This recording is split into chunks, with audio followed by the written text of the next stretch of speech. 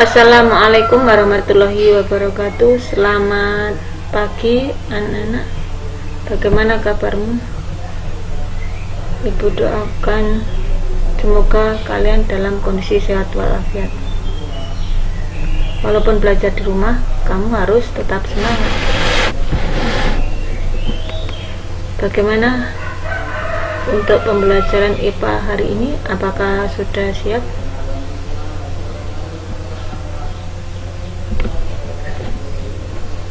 Sebelum kita mulai pembelajaran, marilah terlebih dahulu kita berdoa.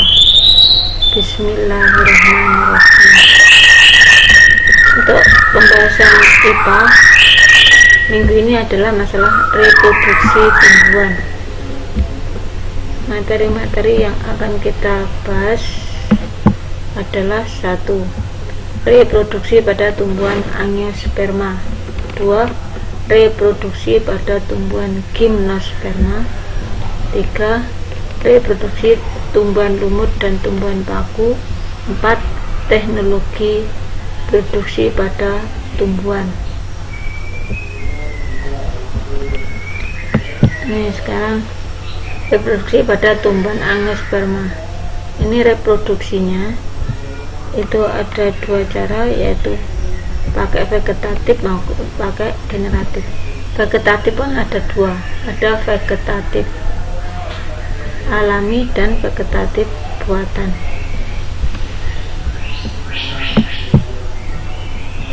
Vegetatif alami ini contohnya rizoma, itu akar tinggal, contohnya pada kunyit, jahe dan lain-lain. Ada stolon. Stolon ini batangnya menjalar, contohnya ini semanggi atau anggur. Yang kedua umbi lapis, ini contohnya bawang merah. Ada kentang, umbi batang, dan ini tunas, contohnya pada pisang. Ini ada tunas adventif. Ini tunas spesial karena biasanya tunas itu kan tumbuhnya di ujung batang atau di ketiak daun, tapi ini tumbuhnya di daun. Untuk berikutnya adalah vegetatif buatan. Ini contohnya pertama stek batang, jadi batangnya itu dipotong kemudian diruncingi baru ditanam, setelah itu tumbuhlah tunas. Terus berikutnya adalah merunduk, jadi batangnya dirundukkan, ini keluar akar, kemudian baru dipisah dari induknya. Yang ketiga cangkok.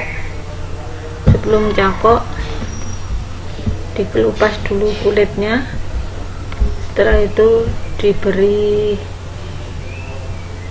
tanah yang sudah dicampur pupuk, kemudian ditali. Setelah beberapa bulan, 2 bulan, 3 bulan itu akarnya sudah muncul, maka bisa ditanam. Berikutnya adalah generatif. Generatif itu terjadi melalui pertemuan antara sperma dan sel telur.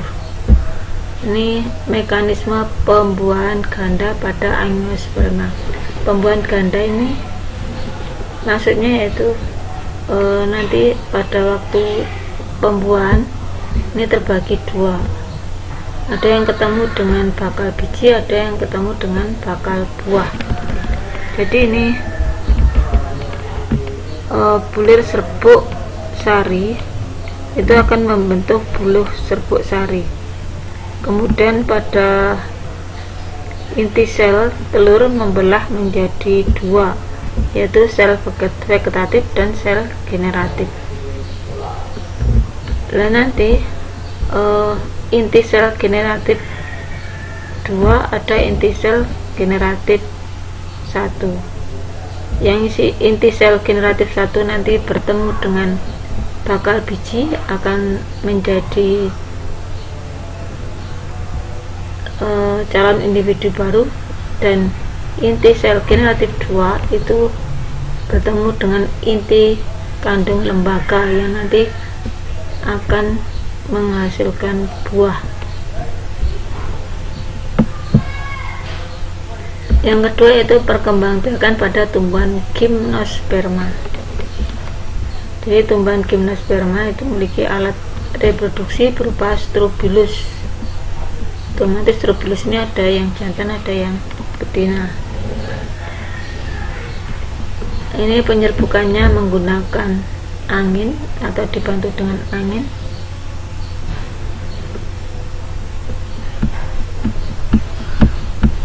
Lanjut, metagenesis tumbuhan gimnosperma.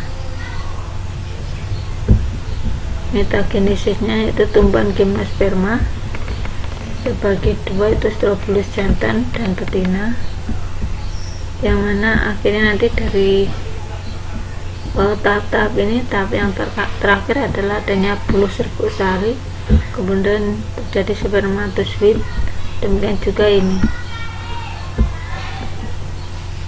akan terakhir bentuk sel telur. Sel telur dengan spermatozoid tadi kalau bersatu akan membentuk sigot. Sigot membentuk embrio, embrio membentuk biji.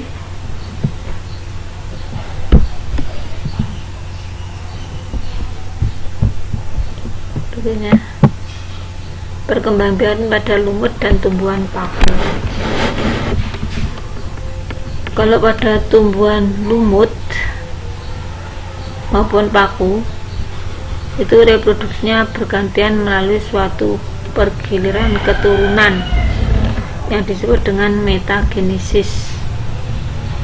Pada fase vegetatif, sporofit merupakan tahap saat tumbuhan menghasilkan spora, sedangkan fase generatif merupakan tahap fase tumbuhan menghasilkan gamet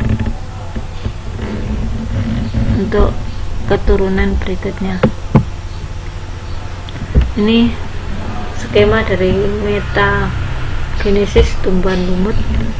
Jadi spora yang sudah dewasa akan bentuk protonema lumut muda, kemudian berubah menjadi gametofit.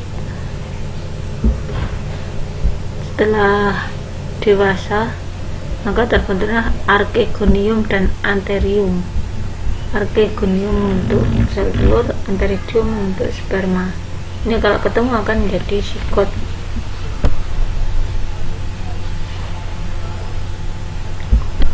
Kemudian sigot untuk sporofit,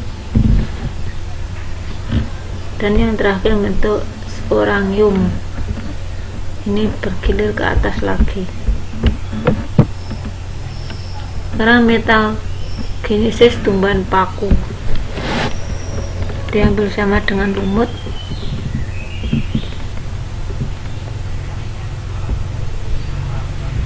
Ini dari protalium akan terbentuk antheridium dan allegonium.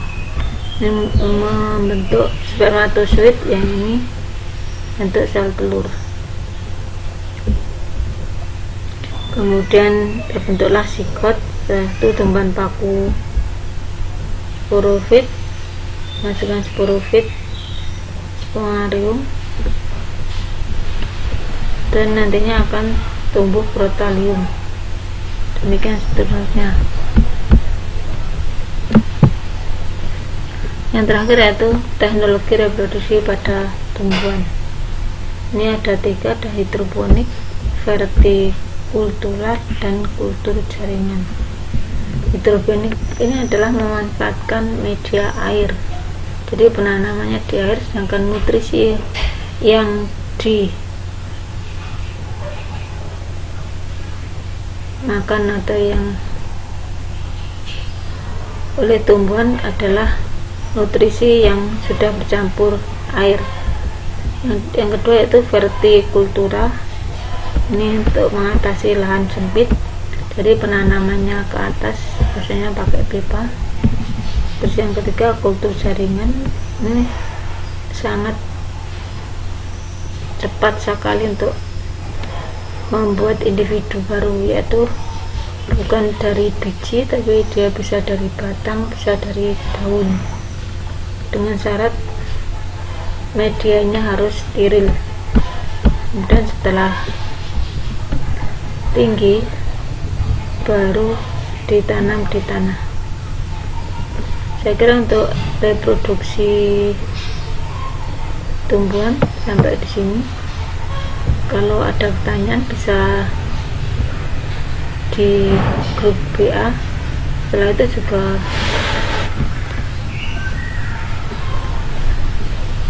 kalian kerjakan soal-soal yang akan saya kirim nanti. Akhir kalam, wassalamualaikum warahmatullahi wabarakatuh.